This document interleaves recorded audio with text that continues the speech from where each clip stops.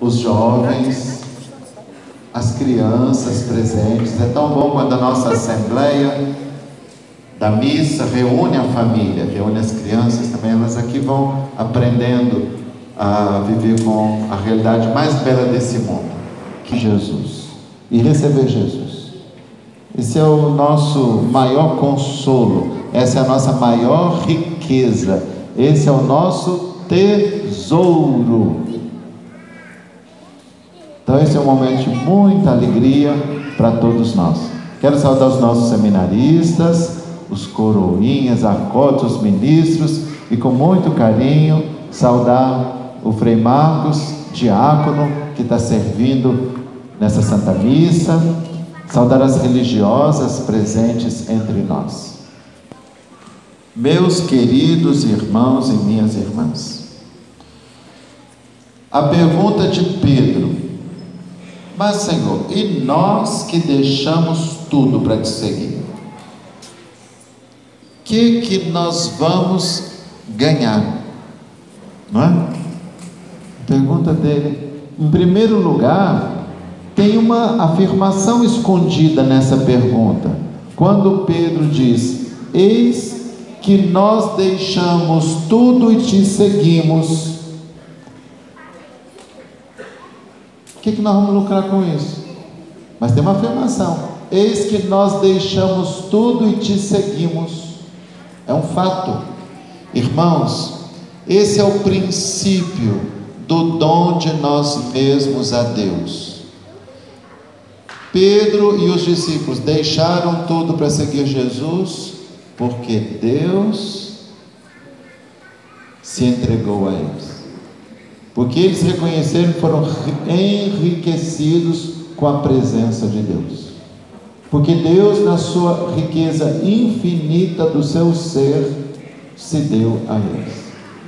O coração tocado pelo dom de Deus, misteriosamente não consegue ficar mais fechado sobre si.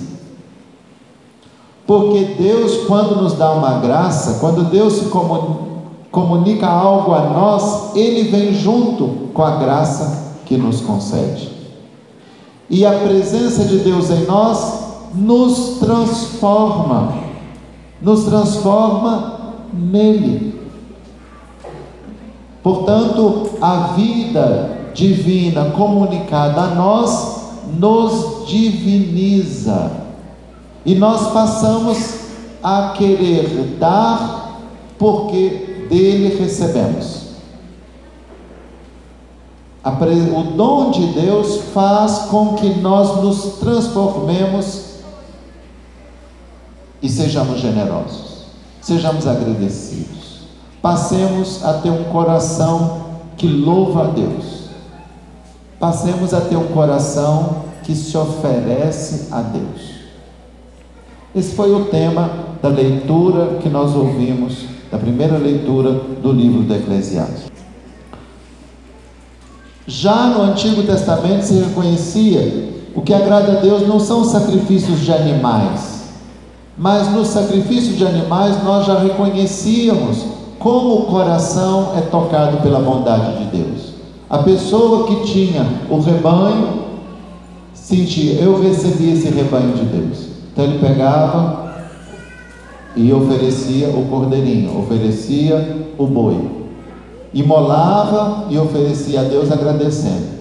Era o modo como a religião ia sendo compreendida, mas era o germe dessa gratidão e dessa generosidade que agora não nos faz mais doarmos coisas, animais, flor de farinha, que seja a farinha melhor para Deus, mas em Cristo Jesus nós compreendemos que o dom que agrada a Deus é o dom de nós mesmos. Portanto, a pergunta: o que Deus quer de nós, tem que ser refeito. É como se nós perguntássemos de um modo um pouco estranho: quem Deus quer de nós? A mim. O que Deus quer de nós? A nós mesmos. Por isso a pergunta a afirmação de Pedro: e nós que deixamos tudo e te seguimos? Nessa afirmação nós reconhecemos que Pedro e os discípulos eram profundamente gratos pelo dom de Jesus na vida deles. E ele agora quer saber, não? Mas como é que é? E agora? Se na leitura do Eclesiástico se fala que deve-se ser generoso no dom de si, no dom do dízimo, e Deus vai retribuir 7 vezes mais, no Evangelho Jesus diz que Deus vai dar 100 vezes mais. Aliás, por nós nos darmos, já é sinal de que recebemos dele. Se nós não tivéssemos recebido em nossa vida, se nós não tivéssemos esse tesouro, nós não seríamos capazes de ser generosos, de ser caridosos, nós não seríamos capazes de nos doarmos a Ele. O fato de querermos nos doar já é sinal de que muito recebemos.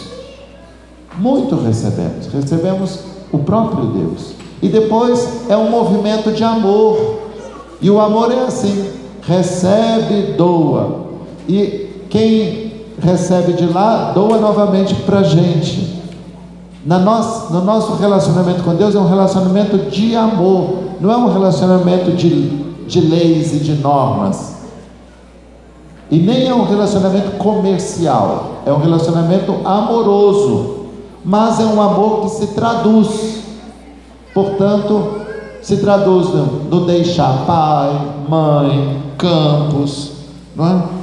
Esposa, filhos, para aquele grupo de missionários que eram os 12. E hoje também é assim. Hoje Jesus continua se doando a nós, e o dom de Jesus e o dom do Espírito a nós, se encontra um coração aberto, vai gerar em nós generosidade, vai gerar em nós gratidão. E a gratidão sabe dizer obrigado. O que a gratidão sabe dizer? Obrigado. Então, acorda de manhã, em nome do Pai, do Filho e do Espírito Santo. E aí, o que a gente pede? Vinde, Espírito Santo, enchei os corações dos vossos fiéis. Viver aquele dia na graça. Mas depois de pedir vinde, Espírito Santo, logo a gente já diz obrigado. Obrigado pelo dom do Espírito, obrigado pelo novo dia, obrigado pelo sol que nasce, obrigado pelo trabalho de hoje, obrigado pela minha família. Mãe, deixam campos, deixam família, não deixa para abandonar, deixa para seguir, e seguindo se tornam melhores para todos. Mas Jesus no final diz que recebe 100 vezes mais. O texto é muito bonito e eu sempre gosto de dizer isso, porque na hora de deixar, Jesus diz assim: deixa pai, deixa mãe. Mas na hora de receber 100 vezes mais, não diz que recebe pai, recebe mãe. Vocês querem que eu leia aqui para vocês conferirem? Estão duvidando? Eu estou vendo pelas carinhas, está tudo duvidando. Ai meu Deus, tomara que dê certo. Mas eu tenho certeza, está aqui, quer ver? Olha aqui, ó. Em verdade vos digo, quem tiver deixado casa, irmãos e irmãs, mãe, pai, filhos, campos, por causa de mim, do Evangelho, receberá 100 vezes mais agora, durante esta vida. E aí ele repete: casa, irmãos e irmãs, mães, pula, filhos e campos, com perseguições. Onde é que estão os pais? É importante que Pedro faça essa observação e que Jesus responda para nós, que talvez sejamos mais que Pedro, mais curtinhos que Pedro, não é? Para que nós saibamos e nos alegremos e não fiquemos com uma medida mesquinha no dom de nós mesmos para Deus.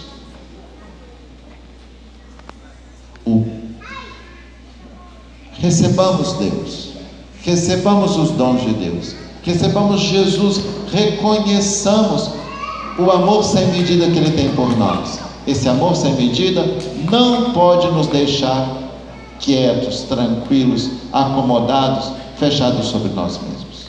Se nós nos abrimos ao dom de Deus, vai começar um movimento de entrega, de doação de nós mesmos para a glória de Deus e para o bem dos nossos irmãos e irmãs. Na igreja, na comunidade, claro, se a caridade cresce em nós, os nossos bens, o nosso tempo, a nossa vida, os nossos talentos são partilhados com os irmãos e irmãs. Nós nos enriquecemos mutuamente. Você experimenta isso no seu grupo de oração? Que os seus irmãos de grupo de oração enriquecem sua vida? Sim ou não? Sim. Sim. Na sua comunidade paroquial, não tem serviços que eles prestam, tempo, visita o doente, o ministro da Eucaristia leva a Eucaristia, o catequista catequiza, o padre ensina, atende a confissão, organiza a comunidade, por vezes tem até serviços materiais, não é? A pastoral da criança vai ao encontro das crianças carentes, extrapola o limite da comunidade católica, vai servir os outros, não é? É assim, porque como Deus nos enriquece e nós nos tornamos generosos, esse dom de Deus faz com que nós também nos enriqueçamos mutuamente e sirvamos os outros irmãos e irmãs, mesmo fora da comunidade cristã. Nós vamos refletir muito sobre isso na campanha da fraternidade, que começa amanhã, quarta-feira de cinza, começa a quaresma, e tem o tema da campanha da fraternidade também. Como nós somos chamados como presença cristã, enriquecer, favorecer a vida dos nossos irmãos e irmãs em toda a sociedade. São as políticas públicas, não política partidária, isso é outra coisa, mas as políticas públicas, que todos nós podemos refletir, colaborar, por vezes somos agentes de políticas públicas, por vezes podemos cobrar melhores políticas públicas, para o bem de todos. A gente escuta, então vai deixar o pai e a mãe, vai deixar a casa dos seus pais e vai se unir à sua mulher, não é? É assim que se dá o casamento. Não é abandonar o pai e a mãe, né? Vai continuar honrando o pai e mãe, mas tem aquela ruptura necessária para estabelecer um novo vínculo. Então, como é importante receber o dom do esposo, o dom da esposa, e na generosidade desse dom, também pela graça do Espírito Santo, realizar o dom de si ao outro. Os nossos jovens não ouvem falar do matrimônio como dom. Precisam ouvir, porque esse é um matrimônio cristão. É uma escola de amor, é uma escola de oferta de si. Mas quando a gente acolhe a oferta do outro, a generosidade cresce, também nós nos oferecemos. É assim que esposo e esposa se rivalizam na entrega, na doação de um para o outro. E depois os dois juntos se doam pelo bem dos filhos. A família é uma escola de doação amorosa. Não é escola de amor prazeroso, como a sociedade, nossos meios de comunicação falam. E aí a pessoa que vai esperando só ter prazeres no casamento se decepciona, não é verdade? Quem aqui é casado é ou não é verdade? Não é? Não pode ir esperando prazeres, tem que esperar amor, ou seja, aprender a amar, treinar cada vez a amar mais. E se a gente puder dizer isso, amar dói. Certo? Amar dói, é difícil, porque você tem que dar mais um pouco, tem que oferecer mais um pouco. Mas eu já ofereci, mas mais um pouco. O outro espera, o filho espera, a filha espera, não é? o esposo, a esposa, uma nova situação, está tudo bem entre os dois, mas vem uma doença e exige mais tempo de doação, exige sacrifício, cuidar do outro, sair de casa cedo, ir para o hospital. É assim. O que nos move? O amor. Mas nessa entrega, Deus é louvado. Vocês recebem de Deus e louvam a Deus na experiência do amor. Queridos jovens, queridas jovens, ousem desejar fazer uma experiência forte de cristianismo. Ousem desejar fazer uma experiência forte de vocação. A vocação matrimonial é a mais frequente. Pode ser que Deus te chame para uma vocação de especial consagração, mas também é vocação de entrega aos irmãos, aos mais necessitados, como religioso, religiosa. Pode ser que algum rapaz sinta o chamado a ser sacerdote. Também é uma experiência de doação. Não se escolhe a vida religiosa ou a vida sacerdotal para lucrar. Não se lucra. A gente escolhe para perder. A gente escolhe para perder, para depois ganhar. Para depois dar tudo de novo, para depois ganhar mais. E é assim, porque é um diálogo de amor. Deus vai nos dando ao modo dele e nós vamos doando-nos com o que temos.